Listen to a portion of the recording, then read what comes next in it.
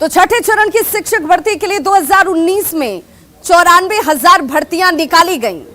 इनमें महज 42,000 पदों पर ही नियुक्ति हो पाई थी, यानी कि बाकी 50,000 से ज्यादा पद अभी भी रिक्त हैं, खाली हैं। पिछले 3 सालों से 7वें चरण की भर्ती का नोटिफिकेशन जारी नहीं किया गया।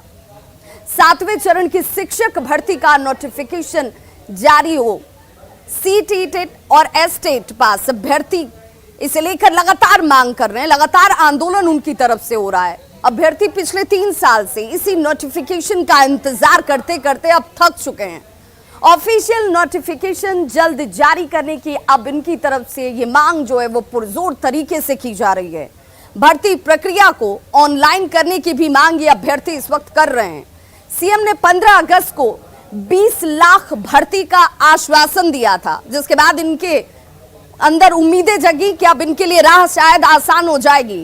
लेकिन शिक्षा मंत्री ने शिक्षा विभाग में उस दौरान 3.5 लाख भर्ती की बात तो जरूर कही, लेकिन कोई धरातल पर उतर नहीं पाया।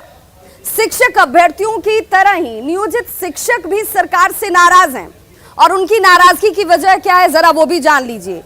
आखिर वो मांग क्या रख रहे हैं? समान काम के लिए समान वेतन नियोजित शिक्षकों को चाहिए, उन्हें राज्य कर्मी का दर्जा मिले, ये उनकी मांग में शामिल है। पुरानी वेतन योजना एक बार फिर से लागू हो, ये मांग ये लगातार कर रहे हैं। अंतर जिला ऐच्छिक स्थानांतरण की सुविधा उन्हें हासिल हो, यानी एक जिले से उनकी इच्छा के अनुसार दूसरे जिले में उनका स्थानांतरण हो पाए। बकाया वेतन जिसे लेकर सबसे ज्यादा परेशानी वो इस वक्त उठा रहे हैं, जल्द से जल्द उनके इस बकाया वेतन का भुगतान कर दिया जाए। शिक्षकों के वेतन का समय पर भुगतान हो, चिकित्सा अवकाश और मातृत्व अवकाश जो उनका अधिकार वो मान रहे हैं, ये अधिकार उन्हें जरूर मिले। ये तमाम वो मांगे हैं जो इन अभ्यर्थियों के साथ शिक्षकों की मांगों के तौर पर सामने हैं, लेकिन ये मांगे अभी पूरी नहीं हुई हैं और इसीलिए इनकी तरफ से भी ये आवाज बुलंद की जा रही है। 15 अगस्त को जब सीएम नीतीश कुमार ने कहा कि उनकी सरकार 20 लाख लोगों को नौकरी देगी, तो शिक्षा मंत्री ने भी ये कह दिया कि अकेले सिर्फ उनके विभाग में, यानी कि शिक्षा विभाग की बात करें तो तकरीबन 3.5 लाख भर्तियां हो सकती हैं। लेकिन अब वो 7वें चरण की बहाली को लेकर शिक्षकों को कोई आश्वासन नहीं दे पा रहे।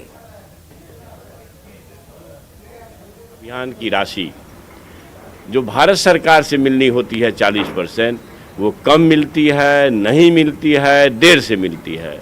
तो ये सवाल जो आया है ना, जो मैं आपको इतना आश्वस्त कर सकता हूँ कि इस तरह के कार्य से भी निपटने के प्रयास हो रहे हैं। अभी 94 अरब 40 लाख रुपया सरकार ने अपने वित्तीय प्रबंधन के साथ दिया है, जो हमको घाटा आपूर्ति करना पड़ा है। मेरा ये कहना है कि हमारे साथ सीमित संसाधन है, हम सारे चीज़ों को कैसे मीट करेंगे सब देख रहे हैं। और शिक्षक के जो ये इस तरह के डिमांड है, निश्चित रूप से अच्छा डिमांड है, उस दिशा में सरकार काम करेगी।